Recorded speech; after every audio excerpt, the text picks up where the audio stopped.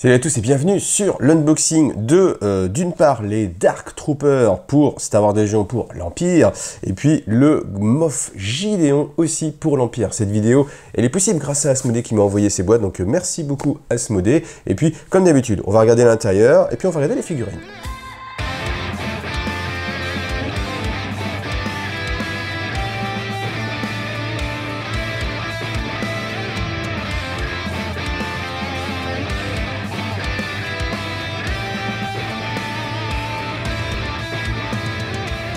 Alors on commence avec la boîte des Dark Troopers, donc voilà, jolie boîte. Tout de suite on se dit que ça va être facile à peindre, ça c'est toujours un bel avantage. Donc voilà, la tranche qui est assez jolie. Je trouve ces boîtes toujours de Star Wars Légion assez jolies. Je vous rappelle qu'ici vous avez les protège cartes, donc c'est-à-dire un paquet de gris, un paquet de jaune. Voilà, bon en général vous en avez déjà. Maintenant ce qu'on va regarder c'est l'intérieur, forcément. Alors je trouve que la plupart du temps les boîtes de Star Wars Légion sont un petit peu décevantes quand on les ouvre parce qu'elles sont jolies, elles sont épaisses. Et puis à l'intérieur, vous avez l'impression qu'il n'y a pas forcément des fois grand chose. Mais bon, on va regarder quand même ce qu'il y a à l'intérieur, évidemment, forcément. Alors on commence tout de suite avec le petit fascicule. Alors comme d'habitude, vous avez un poster, donc c'est toujours sympa pour mettre dans vos toilettes au-dessus de votre chambre, enfin au-dessus de votre chambre, au-dessus de votre lit, pour décorer dans votre bureau. Moi, je préférais malgré tout une notice, tout simplement, parce que de l'autre côté, vous avez strictement rien, si ce n'est le QR code pour aller télécharger la notice de montage, voilà. Les crédits, voilà, honnêtement, c'est les mentions obligatoires, hein, forcément, mais même là, en fait, il n'y a pas vraiment d'indication. On a juste cette image-là, voilà, qui est la même que celle qui est sur la boîte. Et donc, au final, hormis un petit poster qui est sympa, moi, je préférais quand même la notice pour éviter d'avoir une tablette ou un smartphone. Et des fois, le smartphone, c'est tout petit. On peut le poser là, mettre de la colle dessus, que sais-je. Donc, c'est pour ça que je suis un peu moins fan de ce système-là. Ensuite, on a les cartes, et puis les figurines, et puis, bien sûr, les socles. Alors, on va commencer par regarder les figurines. Alors comme d'habitude avec Star Wars Légion, on a des angles très marqués, donc la gravure est très nette. Moi j'aime ça parce que forcément quand on peint avec du contraste, quand on veut faire du petit lining, c'est très simple. Il n'y a pas d'ambiguïté sur quelle est cette partie de figurine ou quoi que ce soit. Donc voilà, ça c'est très positif. Les points d'attache ont l'air, alors ça je le verrai après au montage, mais ont l'air disposés des endroits assez intéressants. Vous voyez sur le dessous des semelles, donc ça ne va pas trop gêner. Après par contre peut-être une petite déception sur les cuisses. Ici, je trouve que les cuisses sont un petit peu simples dans le look. En fait, on a vraiment quelque chose d'assez monobloc avec les petites entailles ici. Compte tenu de l'illustration justement qu'on a vu tout à l'heure, j'aurais aimé quelque chose d'un petit peu plus profond. Après, ce qui est assez sympathique, c'est ces sortes d'explosions là comme ça, parce qu'ils viennent en mode réacteur. Vous voyez là, les petites flamèches, etc. Donc ça, par contre, c'est plutôt sympathique. Et voilà la deuxième grappe, eh bien, que dire si ce n'est exactement la même chose, hein, voilà. Après, ce qui est assez bien, c'est qu'il n'y a pas trop de difficulté à trouver les numéros des grappes, c'est assez clair. La grappe est bien dense aussi, donc voilà, ça c'est plutôt très positif, et puis on regardera après les figurines montées. Alors, les Dark Troopers, eh bien, on commence par le chef, hein, qui monte du doigt, hein, encore une fois, tous les chefs montent du doigt dans Star Wars Légion. Donc, petit conseil déjà de montage, c'est que quand vous allez le mettre, étant donné que vous avez les deux jambes avec les flammes, alors les flammes sont attachées aux jambes, aux pieds, par contre pas la sorte de poussière ou l'explosion qui est en dessous. Donc commencez par mettre en fait les flammes dans l'explosion, donc c'est-à-dire avec les jambes, et après venez mettre le bassin, parce que si vous mettez toute la figurine, ça va être assez compliqué. Comme en fait les points de jonction hanches sont assez fragiles plus ou moins, ils sont assez faibles, il n'y a pas une grande encoche pour vraiment bien les mettre, ça va bouger, donc voilà, je vous conseille de ne pas le faire. Ensuite, vraiment la chose que j'aime le moins, c'est sur les cuisses en fait. Vous voyez, sur le côté des cuisses, on a une sorte de code barre. Je trouve que ça fait trop rajouter. Je sais pas pourquoi cette partie-là, elle me plaît vraiment pas. Sinon, tout le reste, vraiment très sympathique. Je trouve que les figurines sont vraiment réussies au niveau des proportions, au niveau du look. Le casque, vraiment bien sympa. L'arme aussi, bien détaillée. Leur posture aussi, qui sont assez dynamiques alors que c'est des droïdes. Donc c'est vraiment plutôt une bonne réussite, si ce n'est le code barre sur les cuisses. Alors les armes spéciales, on commence avec celui avec la Gatling, donc je dis Gatling parce que je me rappelle plus du nom, hein, les noms Star Wars des flingues c'est un truc de fou. Les proportions sont bonnes, mais c'est l'affût, ça me gêne vraiment, ça fait très jouet, vous voyez, parce que c'est plat, vous avez les 6 fûts qui sont noyés, j'aurais bien aimé qu'il y ait soit une excroissance, c'est-à-dire 6 tubes, ou alors 6 creux, l'un comme l'autre, ça m'aurait un peu plus, ça fait un peu trop jouet là, donc c'est un petit peu dommage. Malgré tout, si cette figurine ne vous plaît pas et vous l'avez en trop, n'hésitez pas à me l'envoyer, comme ça je pourrais faire mon escouade avec les deux Gatling. Ensuite, celle qui vol, alors elle était très compliquée à monter, celle que j'ai gardée vraiment pour la fin, parce qu'il faut vraiment d'abord commencer par le pied, encore une fois la flamme est attachée au pied, puis le mettre à l'explosion, attendre que ça sèche vraiment, que ce soit vraiment solide, pour ensuite mettre la figurine. Mais après, elle tient bien, pas de souci. Ensuite, celle avec l'épée, alors j'aime beaucoup l'épée, je trouve qu'elle est vraiment très sympa. Là, par contre, la poigne est un petit peu légère. J'aurais bien aimé quelque chose d'un petit peu plus gros, parce que là, on a vraiment l'impression que la poigne peut se casser dès qu'il va donner un coup d'épée. Alors une planche avec les différents marqueurs, on a l'habitude. Par contre, ce qui est un petit peu surprenant, c'est qu'on a 2 marqueurs d'activation. Donc là, on se dit, ah bah tiens, c'est peut-être qu'on peut faire 2 unités avec une seule boîte, pourquoi pas, on va regarder. Et puis en fait non, parce qu'il n'y a qu'une seule carte. Donc là on se dit, bah tiens, c'est dommage, il me manquerait une petite carte. Dans les faits, en termes de construction, c'est pas possible en fait de faire 2 unités, même si on a 7 figurines et que l'unité de base est 3, il faut quand même 3 figurines de base pour pouvoir faire une unité. Donc ça veut dire qu'il faudrait 6 figurines de base, ce qui là n'est pas le cas parce que vous avez 7 figurines, dont 3 d'armes spéciales. Donc voilà, ça marche pas pour ceux qui se disaient juste « Oh, il suffit de faire une photocopie ». Bon, alors ensuite, qu'est-ce qu'on va avoir? Dark Troopers impériaux, donc armure de base, sans valeur, c'est-à-dire que vous allez annuler tous les résultats qui sont juste des touches classiques. Alors, mobilité difficile, ça veut dire que vous ne pouvez faire qu'une seule action de mouvement dans votre activation. Et vous ne pouvez pas en faire 2, même si c'est une gratuite, etc. Par contre, c'est par activation. Vous allez voir, vous devinez la suite. Ensuite, indifférent, donc cette unité ne peut pas bénéficier d'un couvert, tant pis. Et les figurines de cette unité ne peuvent pas être réparées ou restaurées. Ça, c'est dommage, parce que du coup, ça les aurait rendus vraiment très solides. Et ensuite, ils ont inarrêtable. Donc, cette unité peut être choisie pour être activée pendant la phase d'activation, tant qu'elle possède un pion hors de face caché ou moins. C'est-à-dire que vous pouvez l'activer 2 fois. Et c'est pour ça que vous avez les 2 pions d'activation. Vous allez rajouter en fait un pion d'activation, même si vous jouez qu'une seule unité de ce type-là, vous allez avoir toujours 2 pions d'activation. Et à chaque fois que vous en piochez un, eh bien, vous pouvez réactiver cette unité. Donc ça, du coup, bah, c'est voilà, je vais dire la cerise sur le gâteau, mais c'est pas assez puissant. C'est l'intérêt de l'unité. L'intérêt de l'unité est vraiment dans le fait qu'elle soit full armure et avec cette double activation. Donc bien sûr, après, vous avez alors la défense, on s'en doute, hein, défense rouge, 2 points de vie quand même, c'est quand même pas mal, ça bouge qu'à 1, voilà, donc vous ne pourrez pas faire 4 activations de mouvement. Vous aurez dans votre première activation un mouvement maximum, étant donné qu'ils ont mobilité difficile, et après une autre mobilité.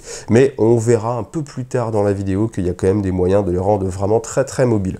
Ensuite, au niveau des armes de corps à corps, c'est plutôt pas mal. Un rouge, un blanc, autant dire que statistiquement ça vous fait une touche hein, tout le temps, donc c'est plutôt carrément sympa. Et ensuite, blaster, 1-3 avec un noir, donc c'est sympa, ça occupe le terrain, ça tank vraiment pas mal quand même. Et puis voilà, donc après les améliorations, vous pouvez mettre 2 armes spéciales, un fantassin en plus, et puis la petite carte d'équipement qu'on va aller regarder. Bon voilà, histoire d'éviter les manipulations, je vous ai mis toutes les cartes. Donc bien sûr, vous pouvez avoir un trooper en plus pour 32 points. Et ensuite, vous pouvez avoir eh bien, 2 de ces 3 améliorations-là, sachant que si vous achetez plusieurs kits, en fait, vous pouvez totalement eh bien, mettre 2 lance-missiles, ou alors 2 mertaliseurs, ou alors 2 canons d'assaut XS4. Et je me demande à quel point ça peut être vraiment intéressant en fait comme option de se prendre justement 2 boîtes et une unité avec peut-être 2 lance-missiles. Allez bon ok, on en prend 3.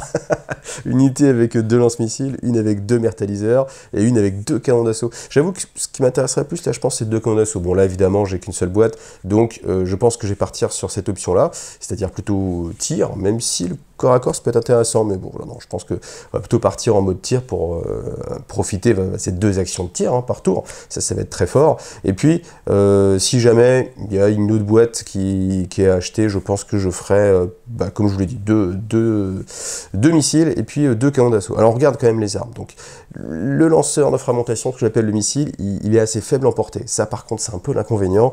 Portée 1-2, sachant qu'ils ne sont pas forcément très mobiles, ça veut dire que vous pouvez vous retrouver un peu le bec dans l'eau, à pas pouvoir tirer forcément tous les tours. Ça, c'est un petit peu dommage. Après, par contre, évidemment, 2 rouges, 1 noir, ça c'est très bien. Attention, c'est une arme qui s'engage, donc il faudra soit réutiliser une action pour la désengager. Après, l'avantage, c'est qu'elle a cycle, donc c'est-à-dire que si vous ne l'avez pas utilisée lors d'une activation, ça c'est hyper important, elle se cycle automatiquement. C'est-à-dire que, typiquement, première action, allez, vous êtes en mode full tir, vous êtes à portée, vous faites viser, première action, deuxième action, je tire, voilà. Donc là, vous avez fait votre tir. l'adversaire joue, vous repiochez en fait ce pion-là, ou alors vous avez les pions visibles, et là, en fait, si vous ne tirez pas avec cette arme-là, mais vous pouvez tirer avec l'arme de base qu'ils ont, donc un dé noir tout simplement, et bien à la fin de cette activation, de cette deuxième activation du tour, hop, le lance-missile revient. Ce qui veut dire que vous allez pouvoir retirer à chaque tour, au final. Et quoi qu'il arrive, vous allez tirer en fait à chaque tour. Parce que si vous l'activez au tour 1, enfin lors de votre première activation, à la deuxième activation, il sera revenu à la fin. Par contre, on ne pourra pas l'utiliser 2 fois de suite dans le même tour, mais c'est quand même déjà pas mal. Voilà. Donc ça, voilà, c'est la petite chose. Après, bon voilà, déflagration, impact 2, hein, c'est toujours bien. Mertaliseur, donc vous avez suppressif, avec 2 rouges, 1 noir. Et le canon d'assaut avec critique 1. Alors oui, vous l'avez noté, hein, ils n'ont pas de bonus. Bon, c'est déjà pas mal. Et ensuite, vous avez l'amélioration loyauté programmée. Alors ça, c'est dans l'idée où vous faites vraiment le plan de jeu qui vous est suggéré. Le plan de jeu, c'est vous ne pouvez pas recevoir d'ordre, enfin vous ne pouvez recevoir des ordres que d'une unité de type commandant, mais par contre, vous gagnez escorte commandant. Alors qu'est-ce que ça fait escorte commandant? C'est au moment de au moment du début de tour, en fait, vous avez, si vous êtes à portée 1-2 d'un type représenté ici, donc d'un commandeur, eh bien vous allez gagner soit un pion visé, soit un pion esquive. Donc du coup, très bien, parce que vous dites, ok, je gagne gratuitement mon pion visé, si je veux, première action, je rajoute un pion visé, et puis deuxième action, je tire, après je refais viser, je refais tir. Il y a quand même moyen que ça soit une unité qui mette beaucoup de puissance de feu, hein. Donc ça, je trouve c'est vraiment intéressant. Et puis voilà, donc ça c'est pour cette unité-là. Maintenant, on va regarder l'autre boîte qui va très bien comboter avec. Donc bien sûr, ce qui va avec, c'est le MOF Gideon, voilà, donc je vous montre toujours un peu la petite boîte, voilà, qui est toujours assez sympathique en rayon, toujours, voilà, les codes, mais bon, ça, vous commencez à avoir l'habitude. Alors, est-ce que celle-ci, elle est un peu plus remplie? Bon, c'est les boîtes de personnages, donc oui, ça donne l'impression d'être mieux remplie, mais on a toujours tout plein de petits sachets. Voilà, j'ai déjà dit ce que je pensais un petit peu sur les sachets. Je pense qu'on peut faire une économie, vous voyez, pour un sachet pour ça. Bon, je ne sais pas si c'est une obligation légale, peut-être, je ne sais pas, je ne le pense pas, mais en tout cas, je pense qu'on peut s'en passer raisonnablement. Voilà, le message est passé pour moi. Donc la notice, vous savez que ce n'est pas une notice, que c'est juste, voilà, informatif. Vous avez les 2 personnages. Bon, c'est pas mal ça parce que vous les avez peints avec une qualité d'image qui est pas mal. Voilà, vous avez le QR code, hein, c'est pratique. Et puis vous avez ce magnifique poster pour décorer encore une fois votre mallette de jeu, peut-être, ça peut être sympa, mais honnêtement il est la classe, donc c'est plutôt sympa. Donc la grappe est sympa parce que vous avez en plus un socle texturé, ça on n'a pas forcément l'habitude de le voir. Après, juste l'option de mettre le sabre noir ou le pistolet, voilà, et puis pas d'autre option, on aurait peut-être aimé, peut-être une autre tête, vous voyez, il y a quand même la place largement, hein, ici, de rajouter une autre tête avec une autre expression sur le visage, voilà. Donc, après la cape est quand même assez fine, donc ça c'est sympa, par rapport à d'autres fabricants. Là on a une cape qui est plutôt bien fine, donc ça c'est plutôt sympa. Après je trouve par contre que là c'est un petit peu moins marqué, vous voyez, contrairement au robot tout à l'heure, au droïde tout à l'heure, je trouve que là les sortes de lacets sont un petit peu moins marqués, mais bon honnêtement ça va passer très très bien.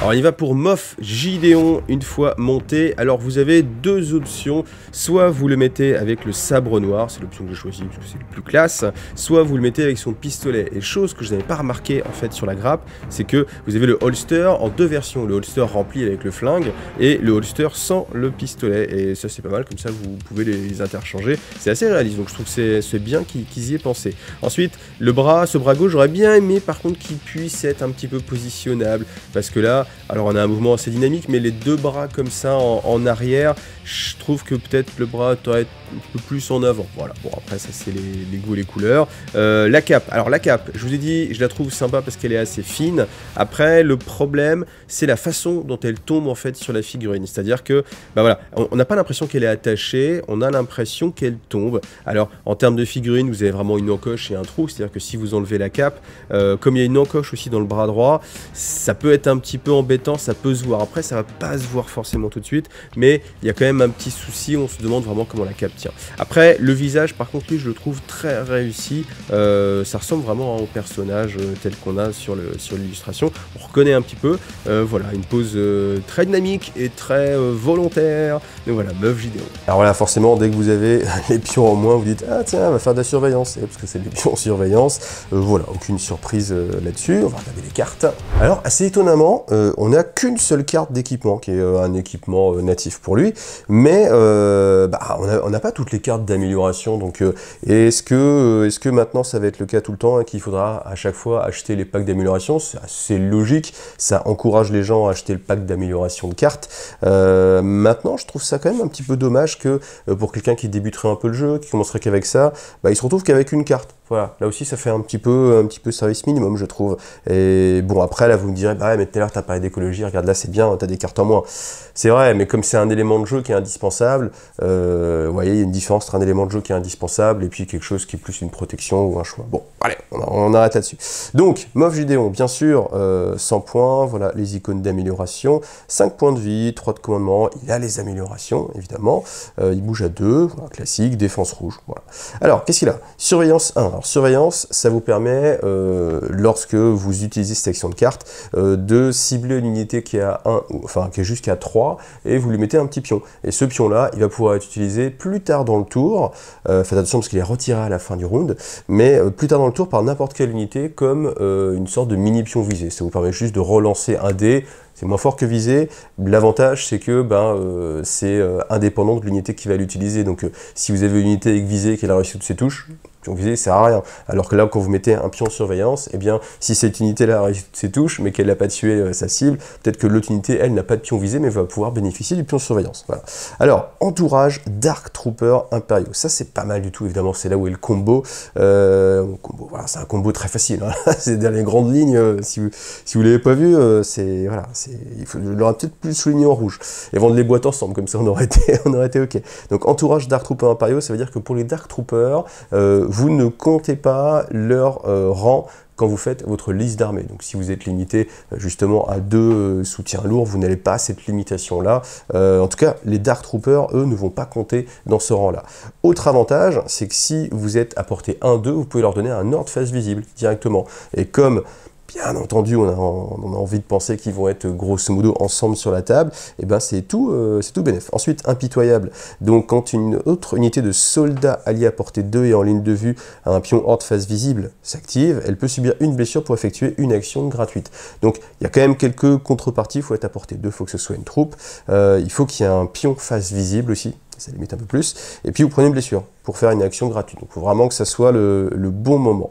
Alors, je ne l'ai pas encore dit, mais on va aller voir ça. En fait, vous avez une Battle Force qui est sortie, les Battle Force, vous les trouvez sur le site d'Atomic Mass Game, et en fait, ça vous donne d'autres schémas de construction d'armées avec des bonus. Alors, il y a des contraintes, forcément, mais il y a des bonus. Et là, tant que j'y pense, voilà, les bonus, c'est que vous avez les Death Troopers et les Scout Troopers qui sont en soldats qui viennent des troupes aussi. Donc, du coup, ils peuvent bénéficier de ce bonus. Tireur d'élite, bon voilà, vous enlevez un couvert, tacticien, voilà, c'est classique. Donc, équipement de base, donc entraînement au combat avancé, il tape fort. 2 rouges, pas mal. Et puis après, pistolet blaster, j'aime bien ce pistolet blaster, portée 1-2, 1 rouge, 2 noirs et perforant 1. Perforant, j'aime bien, forcément. Ensuite, on peut lui mettre le sabre laser. Le sabre noir, 5 dés noirs, et puis vous gagnez des bonus, ça c'est aussi sympa, vous gagnez démoraliser 1. Donc ça veut dire que quand lui va s'activer, ou c'est au début du round, je crois que c'est à l'activation, vous le vérifierez, toutes les unités ennemies qui sont à portée 1-2 vont gagner un pion suppression. Ça peut faire une bonne surprise, ça peut faire des petites blagues, après l'adversaire va le savoir forcément, mais ça peut créer des choses quand même, donc c'est plutôt sympa. Après, tant que vous défendez contre une attaque au corps à corps, vous gagnez immunité perforant, et puis après impact 1 et perforant 1. Voilà, pour 15 points. Alors bien sûr, il est livré avec ses cartes de commandement, donc vous avez mourir de ma main. Meuf Gideon gagne implacable, un pion visé et un pion esquive pour ce round. Voilà, donc ça c'est le tour où il va frapper au corps à corps, forcément. L'intérêt d'implacable, c'est que vous pouvez faire une action gratuite d'attaque après un mouvement, par exemple. Donc vous faites double move et puis attaque, donc une sorte de charge. Voilà, c'est pas mal. Alors ça évidemment, c'est la carte préférée, parce qu'en fait, si on lit un petit peu l'historique et si on voit le look des figurines. On voit qu'ils ont des réacteurs comme ça qui arrivent en mode parachutage, et on se dit, mais attends, ils bougent que à 1, en plus ils sont mobilité réduite ou difficile. Tu fais, c'est quoi l'intérêt qu'ils aient des réacteurs en fait? Et l'intérêt d'avoir des réacteurs, c'est justement cette carte. Donc, vous avez ce que je veux, 2 unités de votre choix, et cette carte ne peut pas être choisie pendant le premier round. C'est pas une petite, mais bon, voilà, c'est quand même pas très gênant. Après que les ordres ont été donnés, choisissez une unité alliée Dark Trooper impériaux qui a un pion hors de phase visible. Retirez cette unité du champ de bataille en conservant ses pions. Et oui, tous les pions qu'elle a pu gagner avec les pions visés, etc. au début avec les. Donc ils prennent ce pion, ils s'envolent, partent dans les airs, et puis ils atterrissent n'importe où, à plus de portée 2 de toute unité ennemie. Ensuite, retournez face cachée son pion ordre. Alors, du coup, c'est intéressant parce que vous pouvez leur donner une super mobilité, aller directement sur un objectif et le camper. Donc, c'est fait un gros move. L'inconvénient, bien sûr, c'est que vous le faites qu'une seule fois dans la partie, parce que vous avez perdu votre carte. L'inconvénient aussi, vous dites, bah oui, mais après, je fais plus d'action. L'avantage, c'est que eux feront 2 actions. C'est-à-dire que vous allez retourner leur pion hors de phase visible et vous allez en repiocher un autre. Et quand vous en repiochez un autre, là, ils peuvent tirer. Et comme ils se trouvent à plus de portée 2, ils se trouvent quand même à portée de leur arme. Parce que leur arme, si vous avez mis la mitrailleuse ou leur arme de base, elle va jusqu'à portée 3. Donc vous allez quand même pouvoir faire une phase de tir avec un petit pion visé, même rebouger, si vous voulez, pour vous mettre justement à portée 2, pour envoyer un coup de missile, par exemple. Donc ça, c'est vraiment très sympa. Et puis bon, voilà, ça évidemment, on vous dit achetez-les ensemble, jouez-les ensemble, au cas où vous n'avez pas compris. Et ensuite, instant de réflexion, donc 3 unités troupes ou soutien lourd. Les unités qui ont reçu un ordre de cette carte gagnent tir de soutien. Alors tir de soutien, c'est quand il y a une des unités qui tire, pas forcément celle-ci. Si celle-ci est à portée 1-2 de l'unité qui est en train de tirer, elle peut venir rajouter en fait, à condition qu'elle ait un pion d'ordre, face visible. Donc ça fait quand même des contraintes, mais voilà. Elle peut venir ajouter en fait ces tirs. L'avantage, c'est que vous faites un seul pool, donc vous venez rajouter en fait tous les bonus que vous avez sur ces armes-là. Le couvert en face ne comptera qu'une seule fois, ça c'est aussi l'intérêt. Et puis par contre, après l'unité est activée, et il n'y a qu'une seule unité qui peut faire un tir de soutien. Voilà. Bon, clairement, moi c'est ça que j'ai envie de jouer. Hein. Vous avez ce que je joue. En plus, l'illustration est superbe. Et voilà, donc maintenant, c'est pareil. On va regarder la figurine. Et la photo de famille, hein, telle qu'on vous conseille de jouer la liste. Donc voilà, avec le Moff Gideon. C'est vrai qu'il est un peu petit hein, par rapport aux Dark Troopers. Mais bon, voilà. Je me demande si dans la série, on n'a pas l'impression que les Dark Troopers sont quand même un peu plus petits ou que Gideon est un petit peu plus grand. Là, il fait vraiment en fait tout petit. Hein, mais bon, voilà. En tout cas, très belle figurine. Je trouve que c'est une très belle sortie pour l'Empire. Une sortie qui fait plaisir. Alors, comme je l'ai dit, on se retrouve sur le site d'Atomic Mass Game où vous avez des choses à télécharger. Hein. Donc, vous avez les notices de montage ici et vous avez les Battle Force. Comme vous la regardez, celle-ci, la Imperial Remnant.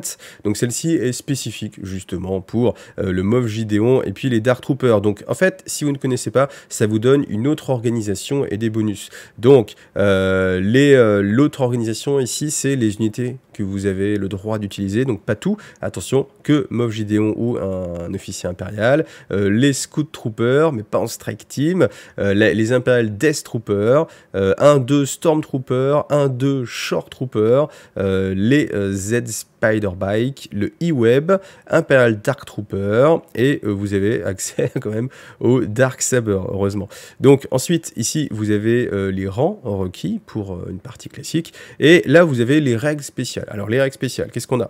On a toutes les unités de Scout Trooper et d'Imperial Death Trooper, pas les Dark Troopers, c'est-à-dire pas ce que je vous montre, mais les Death Troopers comptent comme des troupes, voilà. Vous pouvez en rajouter à condition d'avoir mis toutes celles qui existent déjà, donc c'est-à-dire comme vous construisez votre armée, vous devez pas en mettre plus que 1 à moins d'avoir rempli chacun. Donc si vous avez vraiment fait un assortiment, là vous pouvez mettre 2 unités.